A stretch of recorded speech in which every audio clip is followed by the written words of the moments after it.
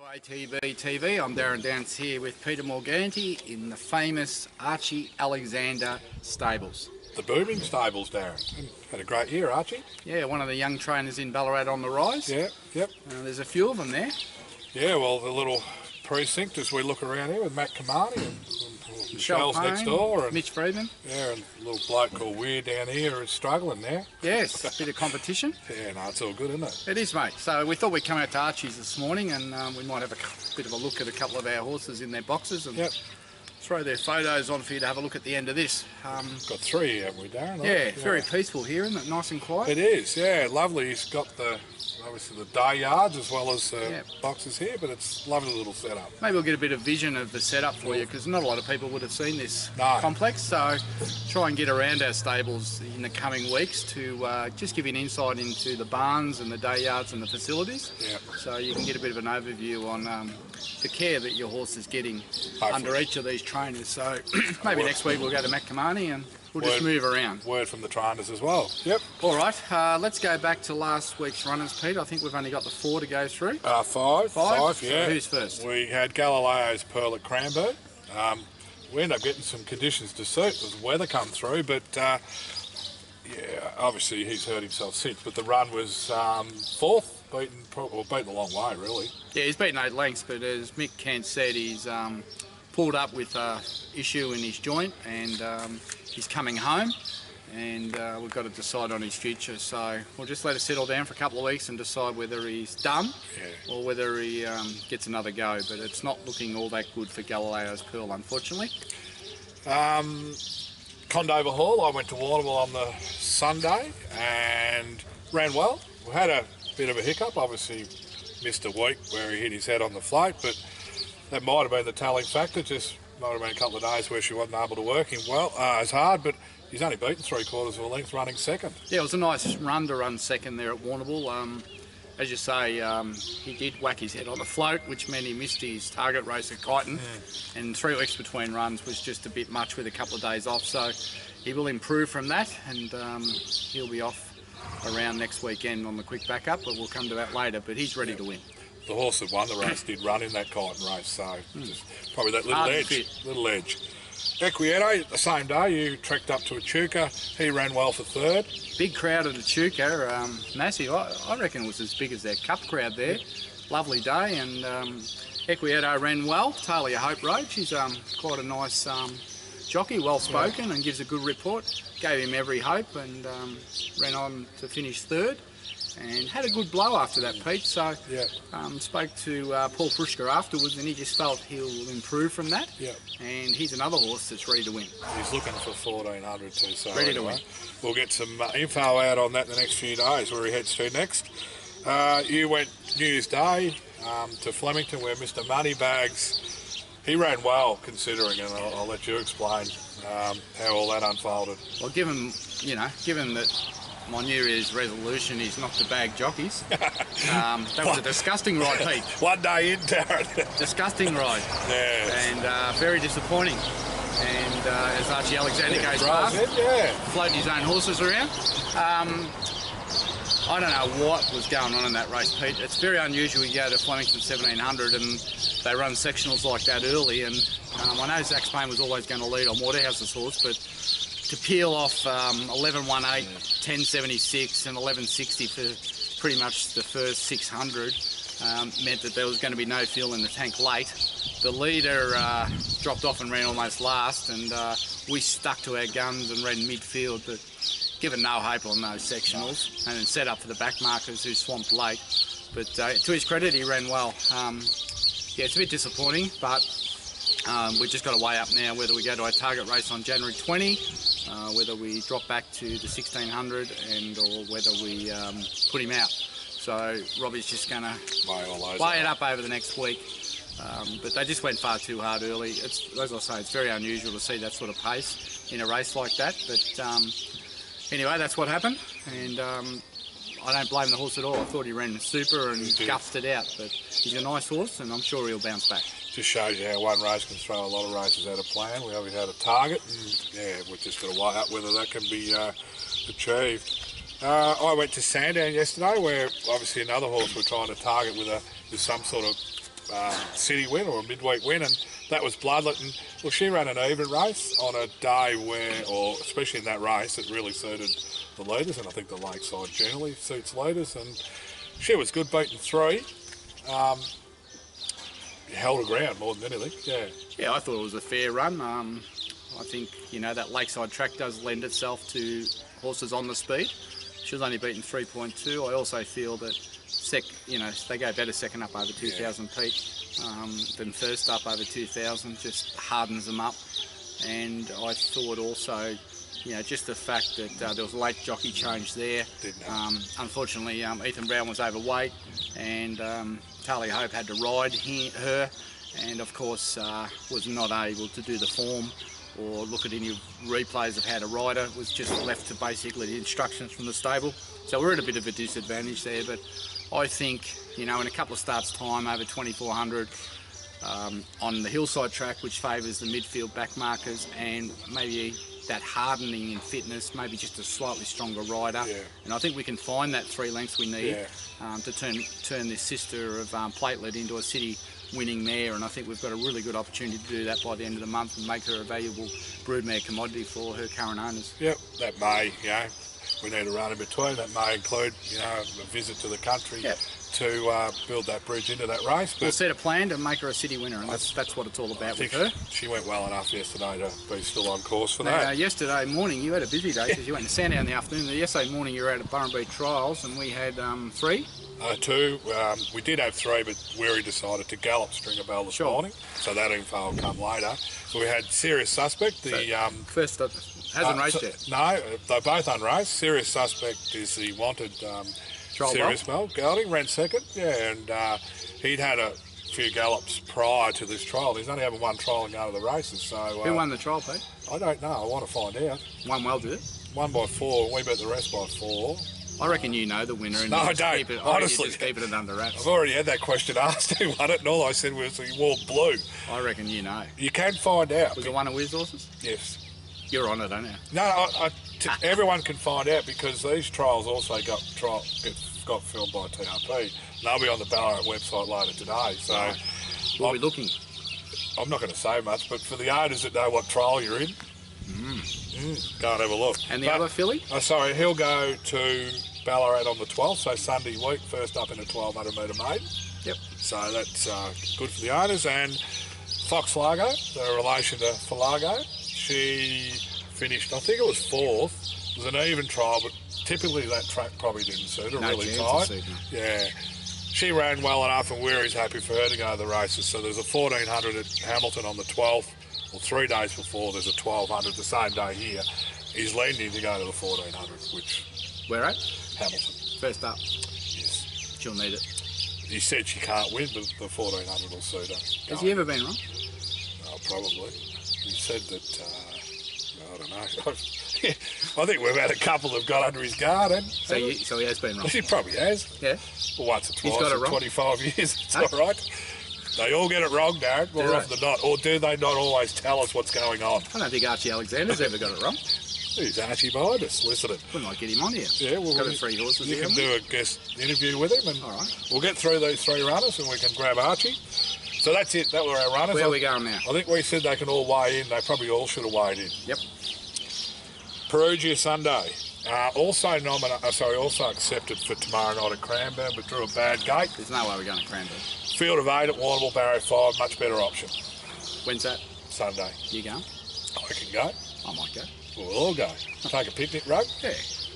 Better this Sunday than He'll last need this Sunday. race, won't he? Yeah, Darren Weir said he'll definitely need it. Need it. 3rd up, 4th up for him. 4th up, 1,400, I would say. So we'll get this run out of the road and see where we are. We'll get a better gauge. Obviously, we didn't really get a gauge at Caulfield. Condover Hall backs up, 7-day back up. 2,000 metres. It'll be a little bit stronger being a Super Vibus, but the 2,000 will be ideal. This is the race we've been waiting for. Michelle said it should win. Right. I didn't say. Let's just move on. And Ransom Money, all we know, there's meetings that So we he's won't on have for Wednesday? at Sandown. Right. He's in Hillside or Lakeside? it's Gee, I love the way you do your preparation. been a rush, Darren, today. I love the way you do your prep. I think it's Hillside. Archie, is it Hillside next Wednesday? All right, well, he's the last start winner, so he goes he's to going up in benchmark grade. yeah. So But he'll need to run well. Yeah. Who's riding? We'll probably try and keep Ethan Brown on unless you're unhappy after he couldn't make the weight yesterday. Oh, I'm not unhappy. We all struggle with our weight, Pete. Especially around Christmas time. A little bit of a challenge from Mick Whittaker to say that he reckons he can lose more weight than you in the next 4 weeks. And he'd like to have a bottle of scotch on it. Which leg are you cutting off, Mick? He's out walking 6 k's a day. How are you going with your program? Oh, well, it's a bit hard. I've got nothing. School holidays at the moment. Done nothing? No, I've got the exercise bike for Christmas. That was in the garage, left there by Santa. Treadmill. Archie's pointing to the treadmill. We could put we might need to put a staying chain on you and just leave you there. How high can you... Blinkers. Earmuffs. Jeez, I need all the gear. You've done nothing yet? You haven't got out of the pack, the old exercise gig? No, I've only just got home. Yesterday. When did I get home? Tuesday. Christmas was 2 weeks ago. Yeah, but we just sort of laid back. Like, just need the... Laid back? Extra 2 weeks. There's a pattern here, Pete. There's a pattern. No, there's not. I think, Mick, you're home. All right, Mick, you're on. Take 4 weeks. Mick, 5 to 2 on. What's the use of going 4 10 to 1. What, 4 weeks? It should be 4 months. No, he wants to go 4 weeks because he's dedicated. Slowly and steady lose the weight, not all off in 1 month and then back on. It's just the first 4 weeks. All right, Mick, you're on. He said you'd be a big chance because, you'd lose more quicker. Straight over after ATB-TV. He was laughing. Was he? I'm going to run late Wendouree. Run it? I'll video that. All right, well, what's your definition of run? One leg in front of the other and just pick up pace. You should have been out helping me put a roof on the stove yesterday. That was...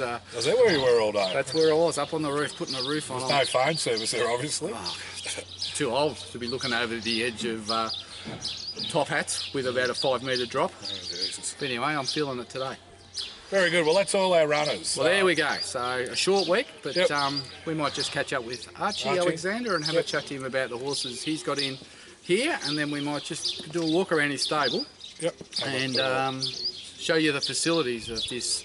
Well, I wouldn't even call him emerging star now. I think he's emerged. He's got there. Hey? He's got there. Like he's running 4th in Caulfield Cups. He's been seen around the yearling sales and the big stud farms. Yeah. The who's who in racing all want to be part of the AA program, Pete. Actually, he's taken over Weary's mantle with the cups. Benalla Cup, Mount Gambier Cup again, Matawa Cup. So he's got a few cups on the go. He wants to win the Melbourne Cup, Pete. This is a good chance for me to get out and Archie walk in and keep going. Morning, Archie. Morning. Happy New Year. Welcome to ATB-TV. Good. They tell me you skipped the country for a couple of weeks and went home? Yeah, exactly. For visa reasons, I think they were going to deport me, so I had to get out for a couple of weeks and come back. It's a risky strategy. Yeah, it is. What happens if they don't let you back? Well, I came back via a banana boat, so came from Thailand and got on a banana boat and snuck in. That was our plan with Morgs, but they let him back in. Yeah.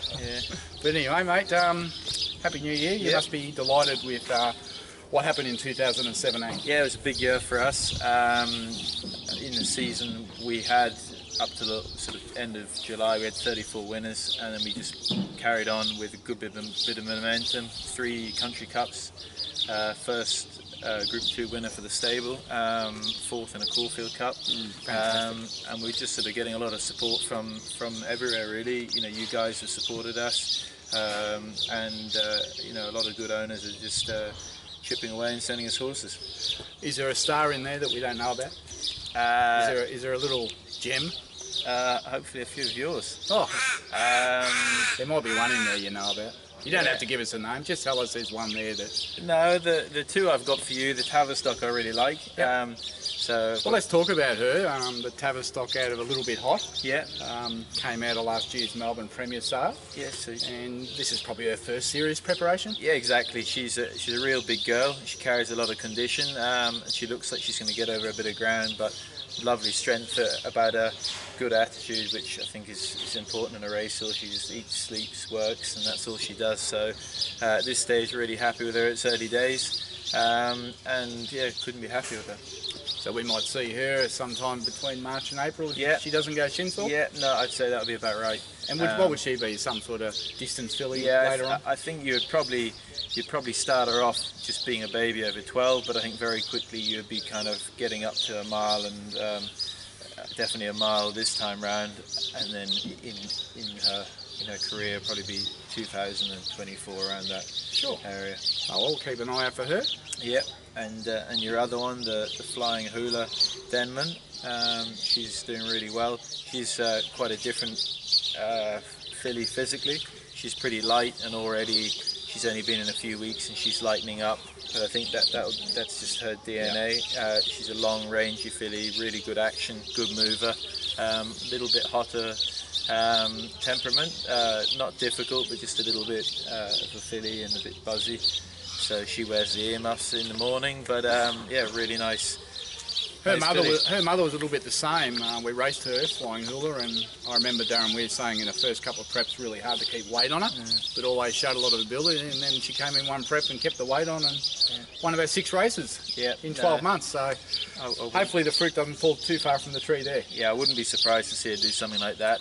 She's definitely going to need a bit of patience and a bit of time, but I think by looking at the pedigree, Mum and Dad were pretty good, so we've got a good chance. Yeah. And there's one other there. Yeah, old Connery. He's probably the best maiden you'll find in Australia. He's probably been beaten about that much twice. Could have easily won 2 races. Yeah, he could. And even Moonee Valley wasn't disgraced, and Seymour, when he was second, he wasn't disgraced either. So no, really good campaign. He's come back in. He normally carries a bit more weight than others. He's a bit of a chubby guy.